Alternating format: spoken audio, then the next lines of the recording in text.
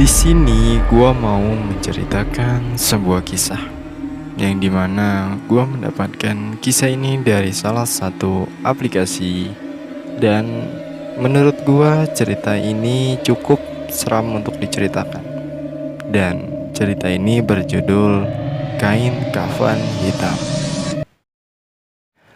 Awal cerita dimulai saat seorang tetangga meninggal dunia. Gue tidak mau menyebut namanya.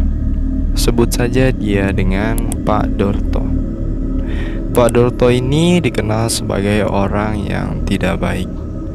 Banyak orang bilang dia suka sekali berjudi dan minuman-minuman keras. Bahkan gue dengar dia suka berplesir ke rumah bordil. Kelakuannya yang buruk seperti itu didukung oleh kekayaannya. Dia memperoleh harta yang sebegitu banyak pun dari perbuatan tidak baik, yaitu dengan cara meminjamkan uang dengan bunga tinggi. Entah kalian mau menyebutnya rentenir, minta darah, atau apapun juga terserah gitu. Saat dia meninggal, semua warga tidak ada yang mau ke rumahnya. Tetapi saat melihat istrinya yang menangis meminta tolong dan salah satu kiai menyarankan untuk menolong sesama muslim, ya meski gue kurang yakin kalau Pak Dorto ini muslim karena gue belum pernah melihatnya sholat gitu. Akhirnya para tetangga bersedia menolong. Gua yang masih remaja diajak ayah untuk ikut. Kegemparan terjadi saat ingin membungkus mayat Pak Dorto. Kain kafan yang sedianya ingin membungkus tubuh Pak Dorto tidak mampu menutupi seluruh tubuh yang tambun. Akhirnya mereka membeli kain kafan yang lebih besar, tetapi tetap saja tidak muat. Setelah 3 kalinya tidak muat juga, saat itu hidungku sudah mencium bau busuk dari tubuh Pak Dorto. Akhirnya salah satu pelayat menyarankan untuk mengganti kain kafan putih itu menjadi warna hitam. Entah ide gila itu terinspirasi dari mana, tetapi ide itu berhasil. Tubuh Pak Dorto bisa dibungkus dengan kain kafan berwarna hitam dengan sangat mudah. Seakan-akan itu adalah kain kafan yang sangat pas untuknya. Saat semua pelayat sibuk dengan keranda yang belum datang, apalagi saat itu hujan deras, gua masih berdiri di depan tubuh Pak Dorto yang terbujur kaku di atas dipan.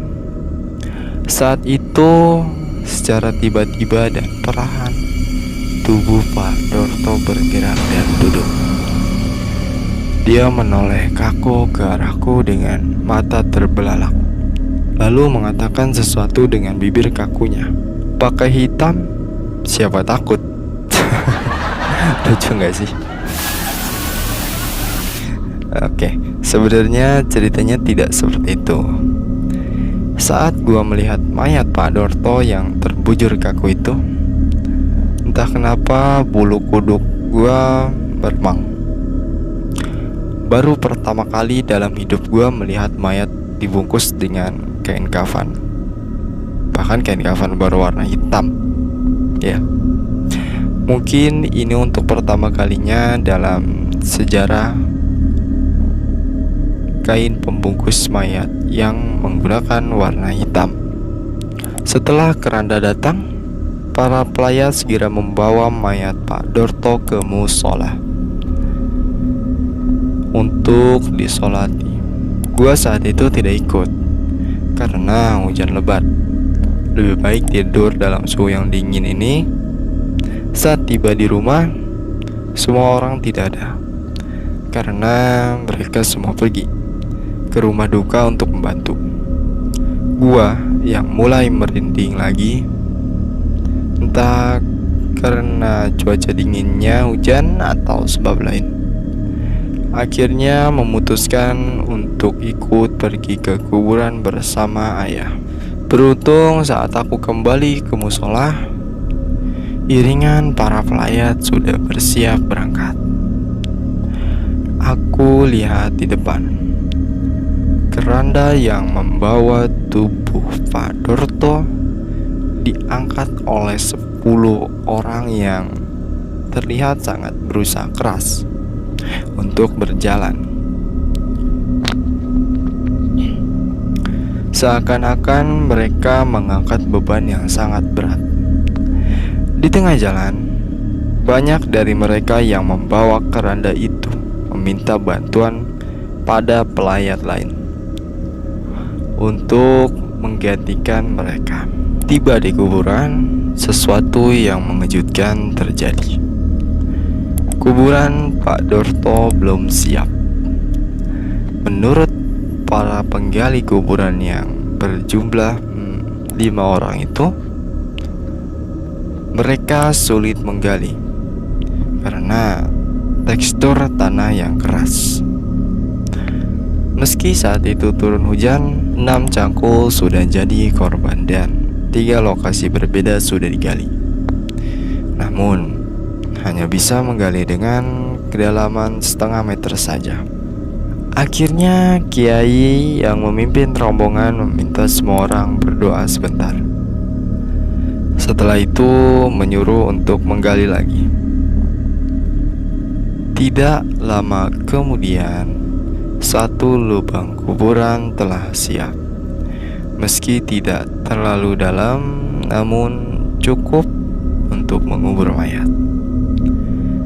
Masalah lain timbul saat tidak ada seorang pun yang mau masuk dalam liang kubur untuk menangkap mayat Pak Dorto. Dan hujan yang turun sejak tadi mulai menderas, beserta suara petir yang semakin keras. Akhirnya mereka berencana untuk memasukkannya dengan tali. Tetapi sebelum itu terlaksana, mayat Pak Dorto yang saat itu berada di pinggir lubang kuburan tiba-tiba masuk sendiri akibat gempa bumi yang hanya berlangsung sesaat. Yang keras menyusul sesaat mayat Pak Dorto jatuh. Akhirnya para pelayat tanpa berkata-kata lagi langsung menguburkan mayat Pak Dorto. Setelah itu, kiai memimpin doa terakhir sebelum para pelayat pulang ke rumahnya masing-masing. Seminggu belum terlalu sejak kematian Pak Dorto, tetapi kabar tidak sedap telah beredar. Para tetangga menceritakan bahwa mereka didatangi oleh hantu Pak Dorto dengan kain kafan hitamnya serta dengan wajah yang sangat menyeramkan. Rumah gua pun ikut menjadi salah satu korban dari hantu Pak Dorto. Tetapi beruntung gua tidak melihatnya. Hanya orang tua gua saja yang diganggunya. Baru setelah kabar itu beredar, keluarga Pak Dorto menyarankan untuk tidak menceritakan perihal hantu Pak Dorto pada siapapun. Akhirnya hantu Pak Dorto tidak pernah muncul lagi. Sebulan kemudian, gua pergi keluar kota untuk mengunjungi teman gua. Gua menceritakan padanya perihal Pak Dorto. Alasan gua menceritakannya pada teman gua saat itu karena sudah sebulan hantu Pak Dorto tidak muncul. Dan ini di luar kota. Apalagi teman gua tidak kenal dengan Pak Dorto. Tetapi gua salah. Setelah gua pulang, sehari kemudian teman gua menelpon. Katanya dia didatangi hantu yang ciri-cirinya sama persis seperti yang gua gambarkan. Dalam ceritanya, dia sampai ngompol di celana. Gua yang tidak mudah percaya, sehari kemudian pergi ke rumah teman gua yang lain, yang rumahnya lebih jauh. Gua ceritakan semuanya perihal hantu Pak Dorto, tetangga gua itu, dan setelah gua pulang, esoknya teman gua itu menelpon dan menceritakan hal yang sama seperti yang dialami teman gua yang pertama. Gua yang mulai setengah percaya langsung menguji lagi ke teman perempuan gua yang tinggal di luar negeri. Gua menceritakan lewat email. Setelah 4 hari tidak mendapatkan jawaban ataupun kabar, gua lega karena gua berpikir kedua teman gua yang menelpon itu hanya bermimpi. Menelpon itu hanya bermimpi horor karena cerita gue itu.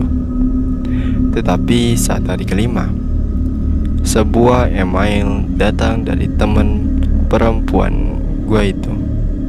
Dalam emailnya dia menceritakan bahwa dirinya didatangi oleh hantu berkain kafan hitam dan berwajah menyeramkan.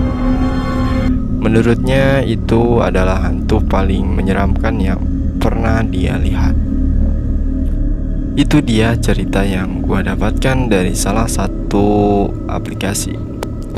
Jujur cerita ini bikin merinding. Ya, gua yang menceritakannya pun merinding gitu. Oke, terima kasih yang sudah menonton dan terima kasih juga yang sudah mendengarkan. Kalian jangan lupa subscribe supaya kalian tidak ketinggalan cerita-cerita horor dari gua. Gua si Hor, setiap malam Jumat pasti membuat kalian takut.